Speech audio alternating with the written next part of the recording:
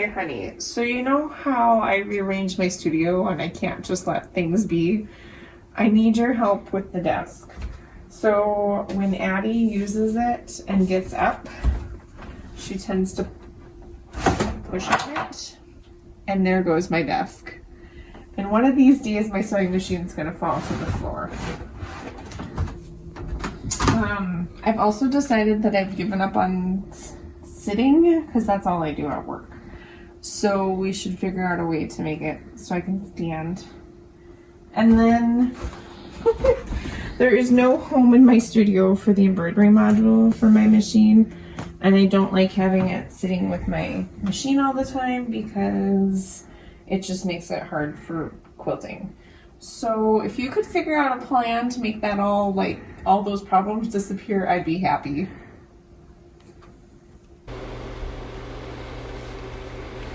Well, I think it's time to fire Fusion 360.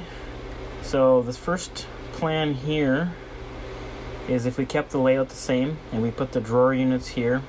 Oh, and I forgot to mention, so we got all this stuff from Ikea originally, this drawer unit and this one and the countertop.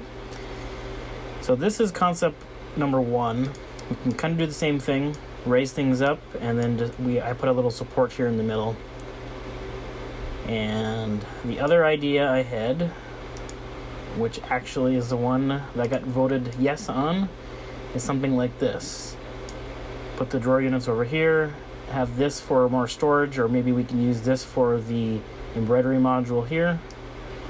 And I think one thing we're going to need, which I don't have in this model, is a support that goes underneath here just to kind of add a little bit of support for this top countertop. And then on the back side, we're going to do like some sort of a board like this to kind of help tie everything together.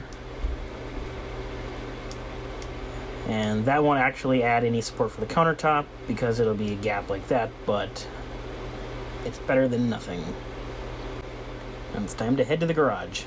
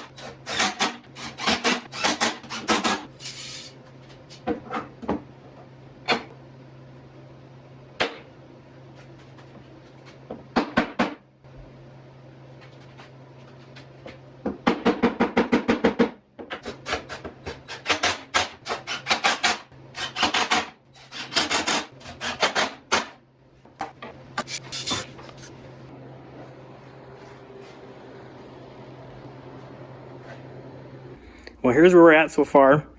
It's kind of a dry fit. As you can see, I have the two boxes assembled and painted. I didn't show a lot of that because it's pretty boring. But the two drawer units fit, which is a relief. And then I had some extra wood. This is solid wood here. Just using those as supports for the countertop itself. And our plan is to put command strips down on top of this to secure the countertop because it's very thin and it's actually made out of cardboard in the inside. And we know that that's going to be a little proud of this, so we're probably just going to stick the command strips on this as well, just so that adds a little bit of support for the countertop. Here's the inside of this countertop. As you can see, it's just cardboard. So, yeah, that's nice. Way to go, Ikea. All right, we got the command strips on. Hopefully this is enough. So now we get to try to take the countertop and set it on top and make sure it's lined up the first time. Well, what do you think? Think it'll work? I can't make it tip over. Don't use that. That was awkward.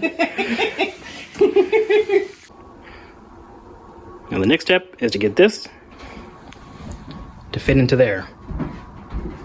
So this is what I came up with. One of the stipulations was no screw holes on this side.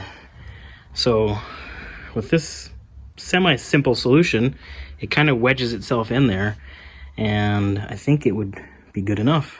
Let's do a test fit.